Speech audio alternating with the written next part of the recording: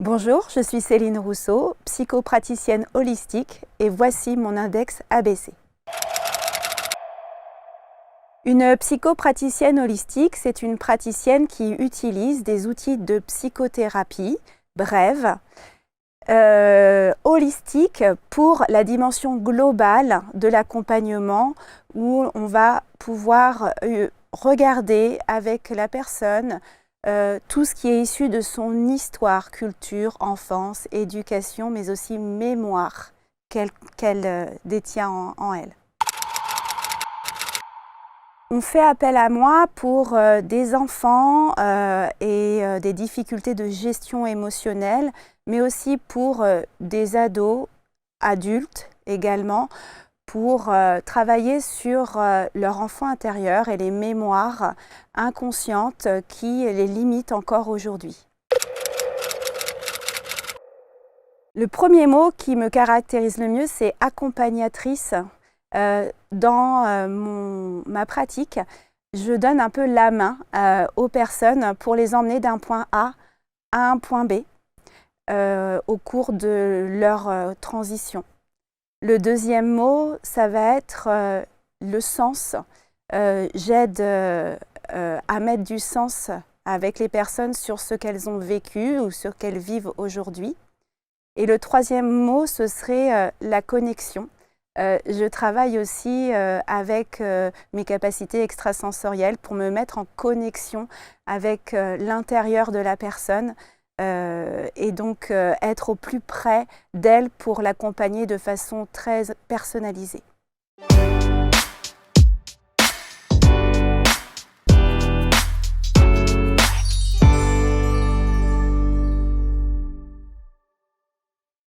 Bienvenue dans ce nouvel index que vous allez découvrir maintenant avec une nouvelle personnalité au prénom de Céline, au nom Rousseau. Céline Rousseau est là. Bonjour Céline. Bonjour. Merci infiniment d'être là. Merci à vous.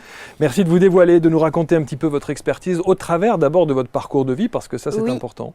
C'est le principe même de l'index, c'est de savoir un peu d'où vous venez, ce que vous avez fait, qu'est-ce qui vous a mené à cette expertise. Alors vous êtes psychopraticienne holistique, et j'ai articulé pour le dire. Oui. C'est sans doute un des mots les plus compliqués à dire, hein, psychopraticienne holistique.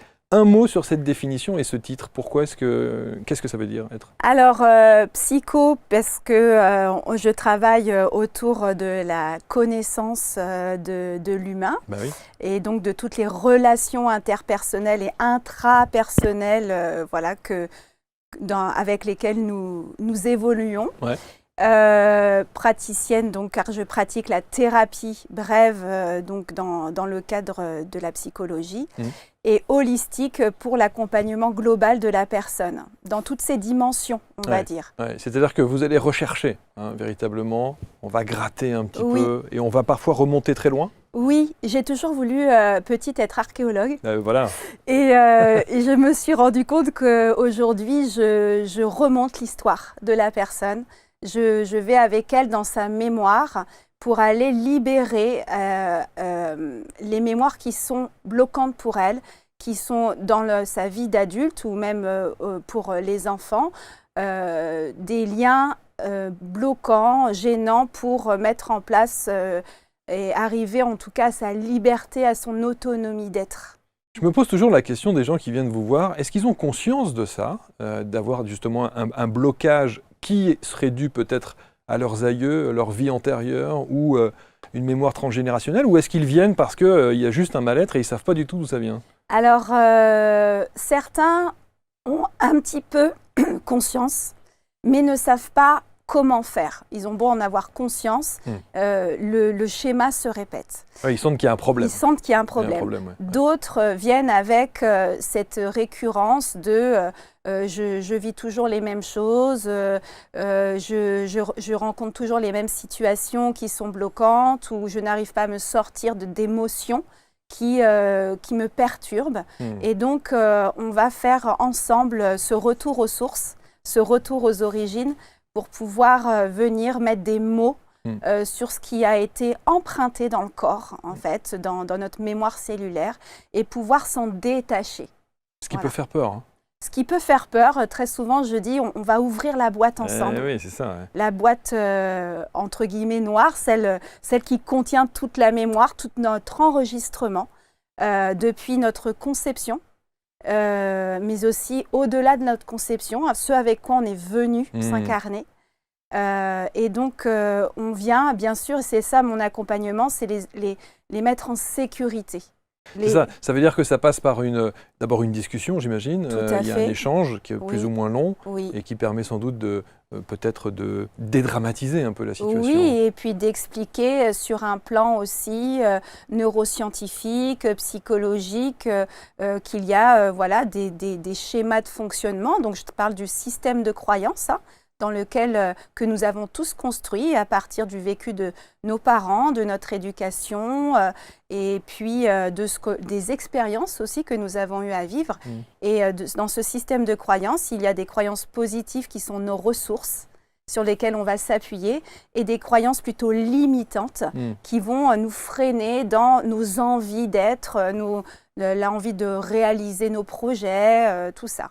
Ce qui est intéressant, c'est que dans la première partie, pour ceux qui n'ont pas regardé, mais c'est intéressant parce que vous expliquez que même les enfants et les adolescents font partie de vos patients, entre guillemets, de ceux qui vous consultent. Oui. Alors, de par mon expérience passée d'enseignante, j'ai noué ce lien avec les enfants, voire même jusqu'aux adolescents. J'ai une approche tout à fait différente avec eux qui va être adaptée de par l'outil EFT qui est une approche de libération, une technique de libération émotionnelle par l'approche corporelle, mais aussi par l'utilisation de figurines. Donc, je travaille sur la systémie, le système de l'enfant qui va être représenté par les figurines. Et là, beaucoup de choses se passent pour lui. Et l'avantage avec les enfants, c'est que on voit un résultat assez vite, de façon assez flagrante, parce qu'ils n'ont pas ce mental qui nous biaise très souvent. Et ils sont complètement, eux, presque sans filtre dans l'émotion, donc ça va beaucoup plus vite. Et vous dites les enfants, les tout petits ? Alors, dès 5 ans, à 5 peu près, okay. Oui. On peut faire pour plus jeunes, mais moi, je viens vraiment plus travailler avec les enfants dès 5 ans qui ont la parole pour pouvoir exprimer. Et avec les parents ? Avec ou sans les parents. Voilà, on peut selon l'envie de l'enfant, son besoin. Alors très souvent, il vient la première fois avec papa ou maman, et puis après, le lien de confiance se crée, et puis on reste tous les deux ensemble. Alors on est bien d'accord, et je le précise toujours quand on prépare ces émissions et qu'on propose un nouveau portrait d'index, il ne s'agit pas de se substituer à un avis médical, pas du tout. Psychologique, psychiatrique et autres, on est d'accord. Je suis dans mon accompagnement complémentaire à un suivi médical ou psychothérapeutique autre que le mien, et même avec des pratiques aussi par une approche corporelle telle que la somatopathie, l'ostéopathie, le kiné. Je travaille vraiment d'ailleurs en complémentarité avec d'autres là-dessus. Ouais, c'est important de le préciser, parce qu'il n'y a pas de scission, scission, je veux dire, entre les deux. Alors, avant de parler de la manière dont vous procédez, on a déjà eu un petit aperçu. C'est intéressant de voir évidemment votre parcours de vie, parce que moi, je m'intéresse beaucoup à ça et je me dis, qu'est-ce qui a fait qu'un jour, quand on rentre vous étiez dans l'éducation nationale ? Oui, depuis toujours. Depuis toujours, voilà. Donc, vous faites près de 20 ans. Je n'ai jamais quitté l'école. 20 ans, jamais, c'est incroyable. Mais oui, vous sortez de l'école pour revenir à l'école et cette fois-ci enseigner. Et pourtant, ça veut dire quoi ? Ça veut dire que vous sentez qu'il y a quelque chose qui ne correspond pas à vos attentes, à vos désirs, vos envies ? Oui, quelque chose qui ne correspond plus.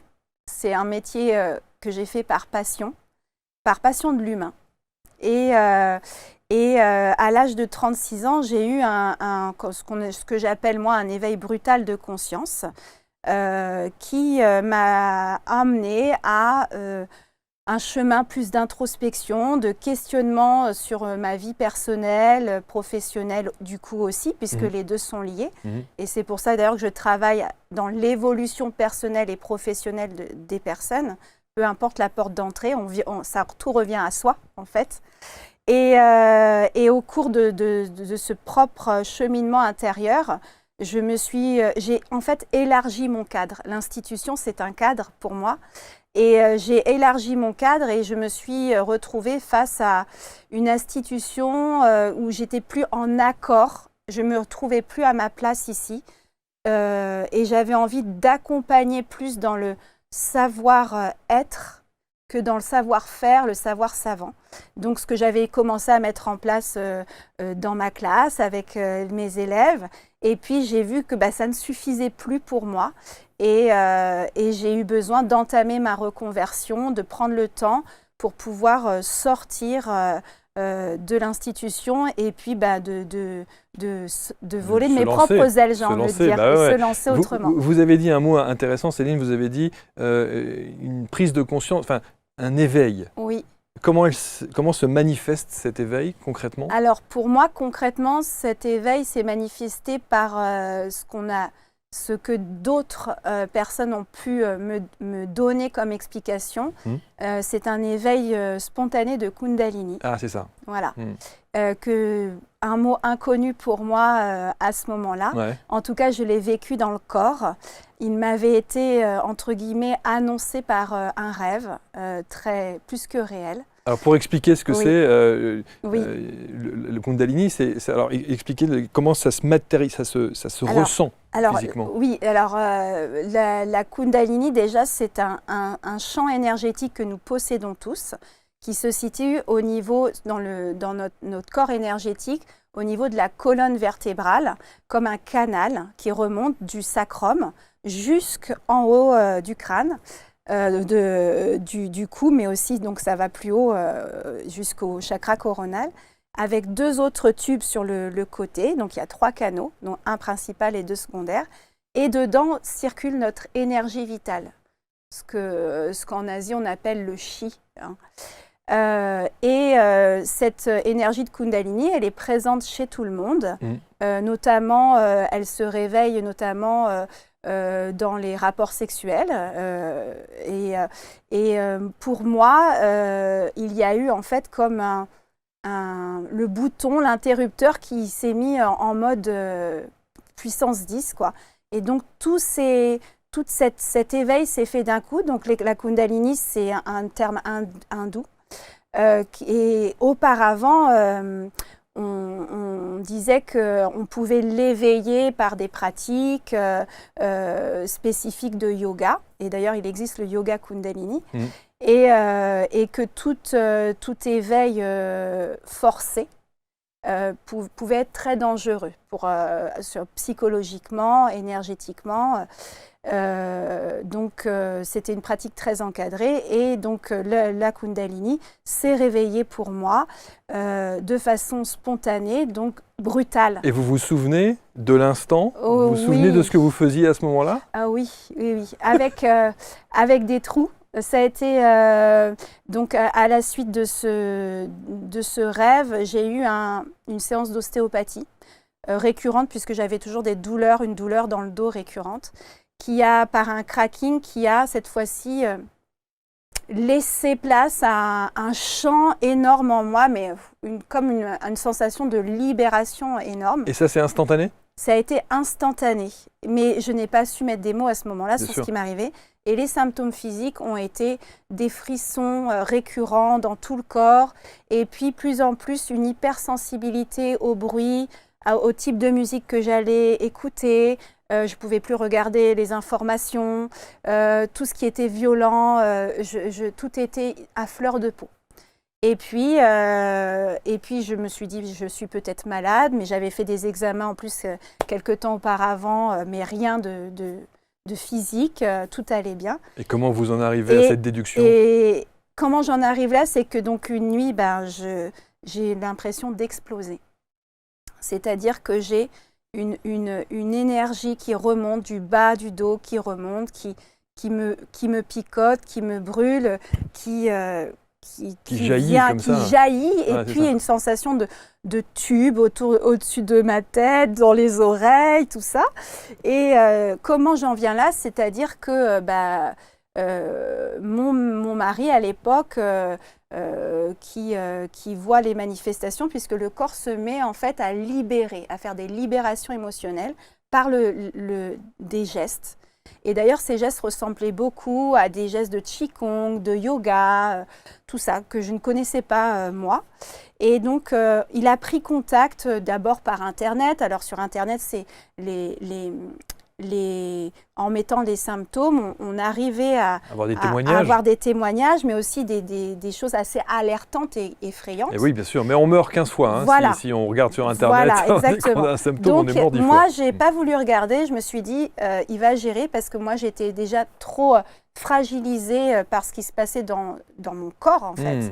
Et puis, on est arrivé, la vie nous a menés, en fait, sur différents praticiens, et dont aussi des gens, une professeure de yoga de Kundalini qui m'a dit « Oui, je comprends tout à fait ce que tu es en train de vivre parce que je vais t'expliquer que moi aussi, que ça a été encadré, mais oui. » Et puis une personne qui était thérapeute en médecine chinoise et alternative, qui a vécu la même chose.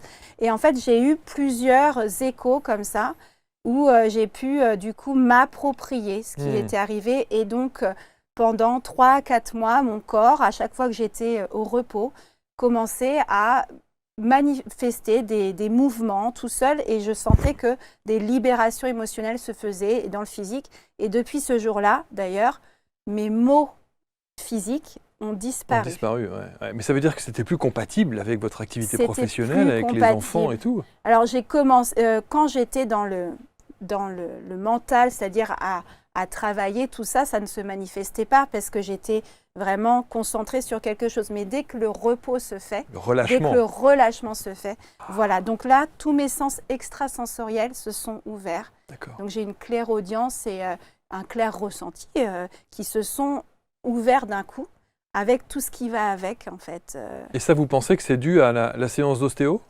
C'est ça qui aurait déclenché ça? Avec le recul, je n'ai aucune preuve, mais avec le recul de cette compréhension, les sensations de mon corps ont commencé avec cette séance qui a été pour moi totalement différente des autres.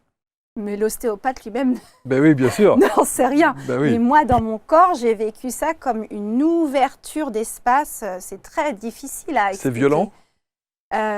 Quand la montée de Kundalini s'est faite, c'était violent parce que j'avais peur. Je ne savais pas ce qui se passait. Et donc, c'est la peur, on m'a expliqué ça, parce que j'ai rencontré une guérisseuse mexicaine qui connaissait de par sa culture tout ça. Et la peur me tétanisait tellement que je ne laissais pas par moments mon corps faire. Oui. Donc, du coup, j'avais beaucoup de courbatures les premiers temps. Des libérations pouvaient se faire pendant 2 heures. Et si parce que vous êtes en lutte. Oui, voilà. Ouais. Et quand j'ai appris que ce n'était pas quelque chose d'extérieur à moi, mais qu'en fait c'était un phénomène tout à fait naturel, eh bien j'ai lâché. Et dans l'éveil de Kundalini, il y a la Kundalini qui vient travailler sur les symptômes physiques, mais il y a aussi par la suite celle qui peut déclencher un éveil spirituel. Et pour moi, ça a été le cas. Dans le sens où ce point de départ a été un chemin d'introspection vers mes racines, mon retour aux sources, et puis cette clairaudience qui me dit « mais elle ne vient pas de nulle part, d'où vient-elle » Moi, dans mes croyances, les gens qui sont médiums ou qui ont des dons de voyance, des capacités en tout cas, il y a toujours quelqu'un dans la famille. Et moi, j'avais une inconnue. Un gros point d'interrogation au niveau de ma famille, du côté de ma mère. Et je me suis dit, c'est peut-être par là. Donc j'ai commencé à creuser et j'ai trouvé mes réponses. Ah ouais? Alors quelles étaient ces réponses? Eh bien, que dans la lignée de ma mère, nous avions un ancêtre qui était ce qu'on appelle marabout à l'époque. Donc je suis d'origine kabyle. Et donc installé en Kabylie, il était donc guérisseur aussi. Et ce don de guérison est passé. Il est passé d'un homme aux femmes. Sauf qu'avec la culture, à un moment donné, il y a eu comme interdiction aux femmes d'utiliser leurs dons. Et donc une forme d'usurpation de pouvoir s'est fait, on doit cacher, on ne doit pas dire. Et ça m'est revenu à moi, en fait, de poursuivre la lignée. Et beaucoup de personnes que j'ai rencontrées, différentes, revenaient toujours à ça en me disant « Céline, tu es là pour briser une chaîne d'interdiction, pour retrouver l'émancipation et reprendre le fil, en fait. » Et comment vous accueillez ça ?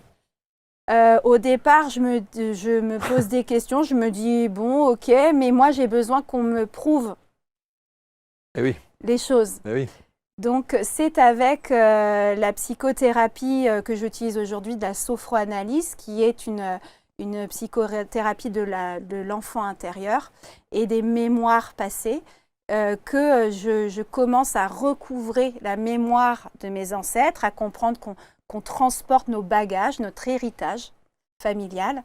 Et à côté de ça, en faisant un travail de généalogie, de retour aux sources sur les terres, j'ai confirmation en même temps que oui, il y avait mon arrière-grand-mère qui était guérisseuse, que oui, il y avait bien donc cet ancêtre avec le mausolée que j'ai vu, que le village de ma mère d'ailleurs s'appelait La Source. Donc c'était des sources guérisseuses qui étaient là. Et donc voilà, j'ai remonté et à chaque fois, la vie a fait que des personnes de ma famille venaient m'apporter des validations de ça, quoi. Mais c'est fou parce que c'est un secret de famille. Oui.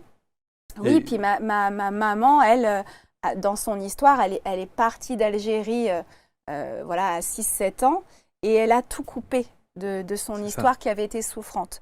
Donc moi, au final, j'ai appris à 20 ans que ma mère ne s'appelait pas par son prénom français, mais par un autre prénom. Et donc, voilà, j'ai remonté comme ça le fil. Incroyable. Ça veut dire qu'effectivement, vous avez une vingtaine d'années dans l'éducation nationale. Oui. Vous ressentez cette montée de Kundalini qui est fulgurante. Oui. Du coup, remise en question totale, recherche presque un détective privé pour essayer de savoir. Oui. Est-ce que d'abord, vous allez voir votre maman en lui disant « je vis ça ». Ah oui. Et il y a quelque chose avec la famille. Oui, oui, oui. Je lui en ai parlé à mesure de mes ressentis. C'est sûr. Et en même temps, à côté de ça, j'étais très bien dans ma vie, très carrée, très rangée, un long fleuve tranquille, donc j'avais pas trop envie qu'on me dérange.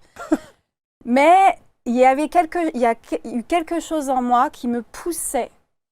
C'était comme un appel, en fait. Ça me poussait à aller, à voir.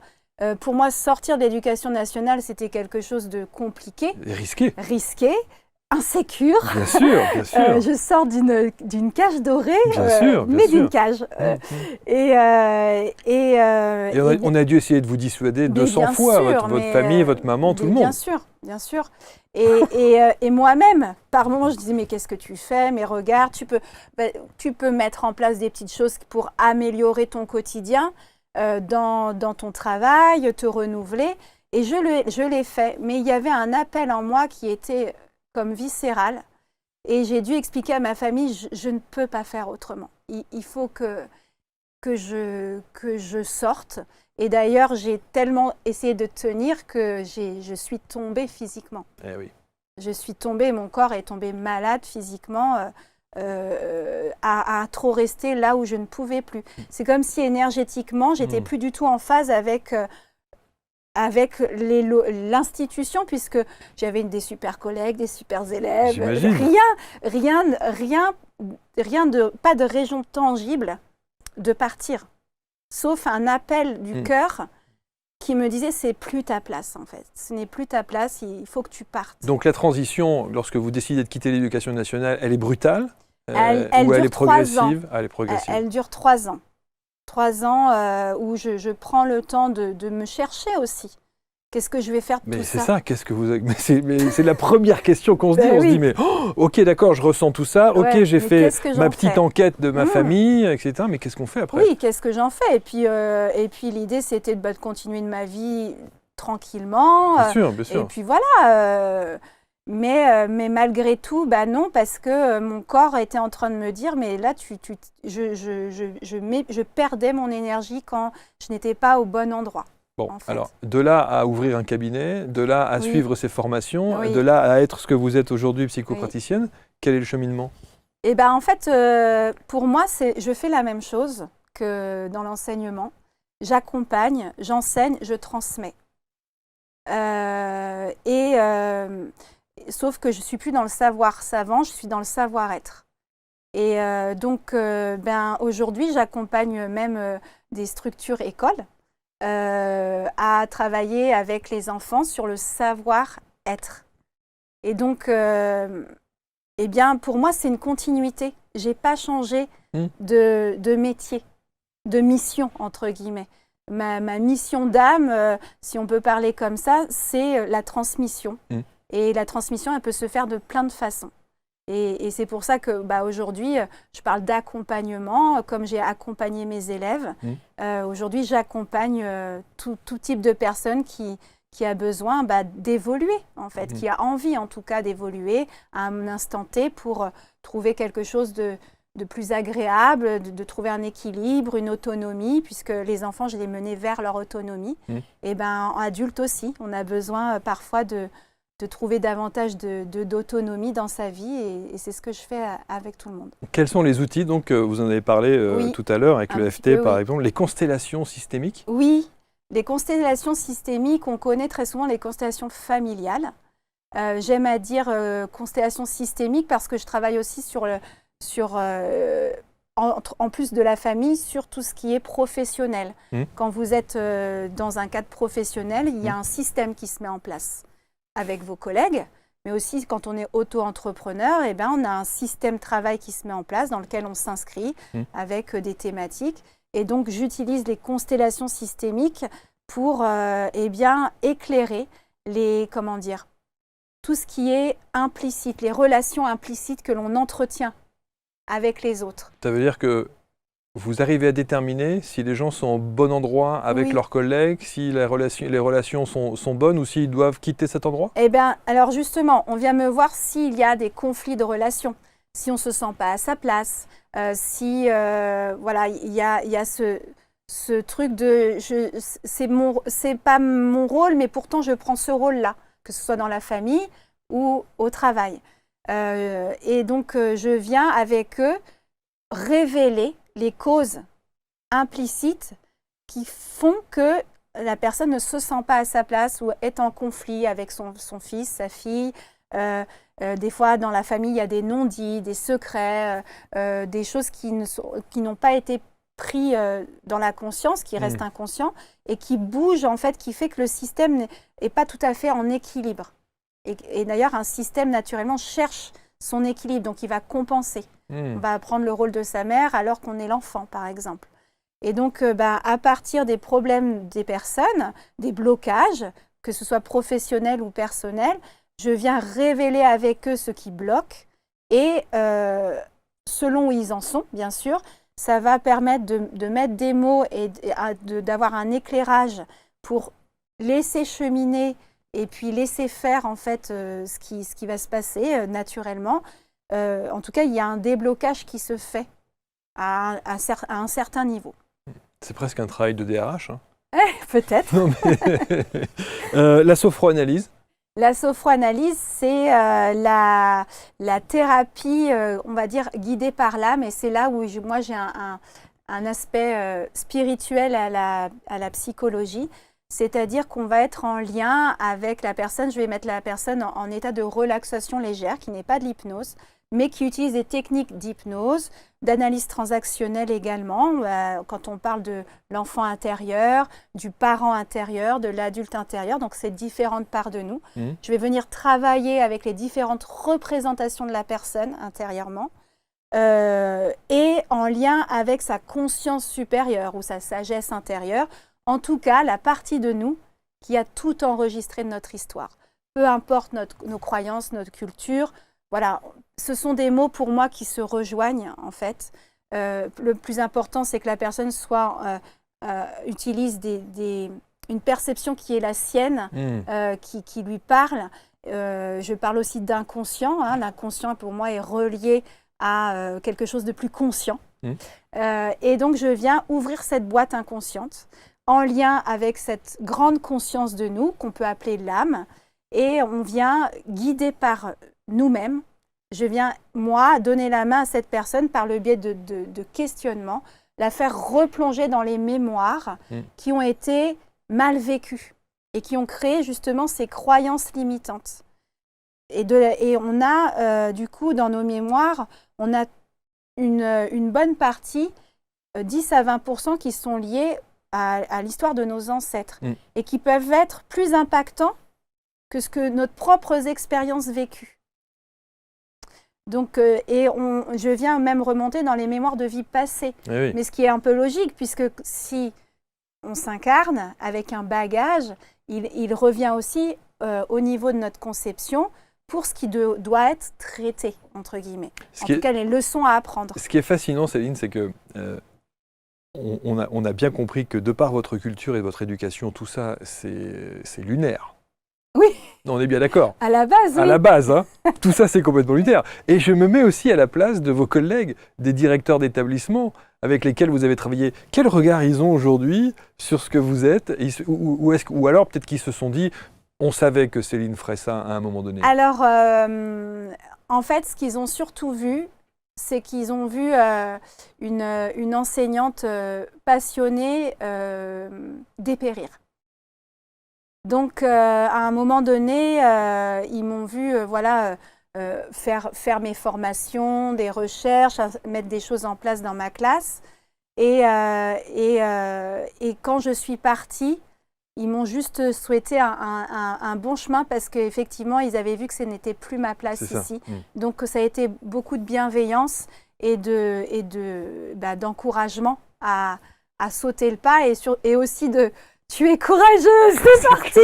C'est clair. Et est-ce que vous avez en consultation des enfants ou d'enfants peut-être, je ne sais pas, oui. que vous aviez à l'époque? Alors non, ça ne m'est pas arrivé encore pas pour le moment. Non. Pour le moment, ça ne m'est pas arrivé. J'ai en consultation des enseignantes. Ah. Donc on voit que ça va très bien, hein, quand même. Beaucoup de gens dans le médical aussi, ouais. des aides-soignantes, infirmiers, ouais. voilà. Et voilà, donc, et puis toutes sortes d'autres personnes. Pas de regret? Aucun. Ça a été pour moi une page, mais tournée avec beaucoup d'amour. Beaucoup d'amour pour ce que j'ai appris pendant ces 19 ans. Une grosse ressource aussi pour moi, pour faire mon métier aujourd'hui, qui n'est pas pour moi un métier en fait, c'est un quotidien que j'aime vivre tout simplement, comme ça a été pour l'enseignement. J'ai jamais... Mais c'est vrai que la psychologie que vous deviez avoir à l'époque de l'enseignement doit considérablement vous aider dans votre approche aujourd'hui de thérapeute. Et la pédagogie, bien sûr. Pour parler aux gens, oui. pour aussi m'accommoder à leur système de croyance. L'idée, en fait, c'est que je me mets en lien avec eux et je vais leur parler de la façon qu'ils puissent le mieux comprendre et intégrer ce qui se passe pour eux. Donc, je vais avoir un champ de communication assez large. Je peux recevoir des personnes qui sont déjà en cheminement spirituel pour eux. Et donc, je vais plus les accompagner dans ce cheminement-là, en libérant ce qui a libéré. Et d'autres qui viennent vraiment pour un blocage très conscient ou très physique. Voilà. Donc, EFT, sophroanalyse, et puis mon âme de guérisseuse, entre guillemets. Exactement. J'allais vous poser la question de savoir, mais c'est peut-être pas une bonne question, mais je vous la pose quand même. La question était de savoir, est-ce que vous êtes en paix aujourd'hui avec votre histoire ? Est-ce que vous avez fini de mener l'enquête sur votre sur la descendance que vous êtes aujourd'hui? Oui, j'ai le sentiment d'avoir fini de mener l'enquête. Après, il y a encore peut-être un an de ça, sans chercher, j'ai eu encore un morceau de puzzle de par un collier que j'avais acheté il y a quelques années et j'ai compris pourquoi j'avais acheté ce collier-là. Donc, j'ai encore remonté un peu plus haut ma lignée. Mais autrement, oui, je suis en paix et c'est un cadeau. Parce que clairement, vous voyez, Marc, une fois, j'étais donc en suivi thérapeutique moi-même avant de venir ici. Et un jour, j'ai dit à ma thérapeute, oui, moi, mes racines, c'est mon père, ma mère et mon frère. Et en fait, je me suis rendu compte que Ben non, en fait, mes racines, c'est bien plus que ça. Et ce jour-là, j'ai compris que je ne connaissais pas mes racines. J'avais mes pieds, mais alors tout ce qui était en dessous, je ne connaissais pas. Et c'est notre socle, en fait. C'est là ce sur quoi on se construit, avec quoi on se nourrit aussi. Et donc, eh bien, ces racines, aujourd'hui, j'ai vraiment le sentiment de les avoir. C'est une richesse pour moi d'avoir 2 cultures. Et d'ailleurs, ben, mon travail m'amène à rencontrer des gens qui vont être issus d'une histoire un peu pareille. Donc, c'est pareil, on attire des gens qui ont des résonances avec soi. C'est pas n'importe qui vient, jamais. Quand ça m'arrive aussi d'aller nettoyer des maisons, et je ris toujours beaucoup parce que la personne me dit, je suis en Bretagne, et la personne me dit, ah ben oui, mais moi, mon grand-père, il était en Algérie, il a vécu là-bas, et je ris beaucoup parce que je me dis, encore une fois, on ne m'a pas appelé par hasard à ce moment-là. Donc oui, c'est un gros cadeau de reprendre ce qui m'a été légué, avec beaucoup d'humilité et de sagesse aussi pour moi. J'ai très souvent l'impression que mes grands-mères sont là aussi, même si je ne les ai jamais connues en réalité. Est-ce que vous êtes retourné sur place? J'imagine oui, que oui. En 2018, ouais. Oui, un retour aux sources. Oui. Est-ce qui a contribué à avoir les réponses aux questions que vous vous posez? Oui, ça a contribué. J'ai pu aussi poser permettre de comprendre l'histoire aussi de la famille, et puis le parcours de vie. Puis il y a eu la guerre d'Algérie aussi, tout ça qui marque des familles. Et surtout, vraiment la terre, en fait. Vous voyez, je disais, je n'avais pas de racines. Et d'aller sur la terre de mes ancêtres, ce n'est pas la même énergie en Algérie qu'en France. La vibration, j'ai eu le sentiment que mon corps, ça y est, il prenait l'information, il se remplissait de ça pour continuer d'avancer. Est-ce que vous avez appris des choses à votre maman? Alors, elle a appris avec moi puisqu'elle est venue avec moi. Ah, d'accord. Elle est venue avec moi et je pense que pour elle, oui, il y a une part qu'elle a quittée, qu'elle n'était jamais retournée. Donc oui, elle a appris des choses pour elle. Voilà, elle a appris ce qu'elle devait prendre. C'est formidable. Ouais. Donc vous n'êtes pas un ovni pour la famille? Non. Ça y est, ils ont bien accepté tout ça. On a encore du mal à me dire, mais ah bon, tu fais ça? Oui, bien sûr. Bah oui, papa. Oui, c'est ça, exactement. Oui, mais c'est tout à fait accepté et voilà. En tout cas, ils vous sentent heureuse, épanouie, et c'est bien là l'essentiel. Oui, c'était l'essentiel. De toute façon, quand on aime les personnes, ce qu'on veut, c'est leur bonheur. Donc, voilà. C'est passionnant. Psychopraticienne holistique, on a bien compris votre façon de travailler, Céline. On a vu également quelle est votre expertise, surtout ce lien que vous faites avec votre première partie de vie avec les enfants, le fait d'avoir été professeur des écoles, et puis ce qui vous donne aussi cette légitimité dans votre approche holistique, parce que la pédagogie, la psychologie, vous la connaissez aussi quand il s'agit de parler aux enfants. Elle est essentielle pour transmettre, bien sûr. Que ce soit aux adultes, aux enfants. Enfin, on est des enfants. Des grands. Des grands enfants. Et parfois, les grands enfants sont restés enfants. Oui. Aussi. Merci infiniment. Merci, Marc. Vous avez fait vos devoirs, c'est parfait. Très bien, je suis une bonne élève. Vous êtes une bonne élève. Et si vous voulez rentrer en contact avec Céline Rousseau, évidemment, et sa pratique, et en tout cas en savoir plus, vous avez autour de cette vidéo l'ensemble des liens qui vous permettent de rentrer en contact avec elle. Merci beaucoup, Céline. Merci, Marc. Merci à tous, et prochain rendez-vous avec un index sur cette page, si vous le souhaitez. Salut.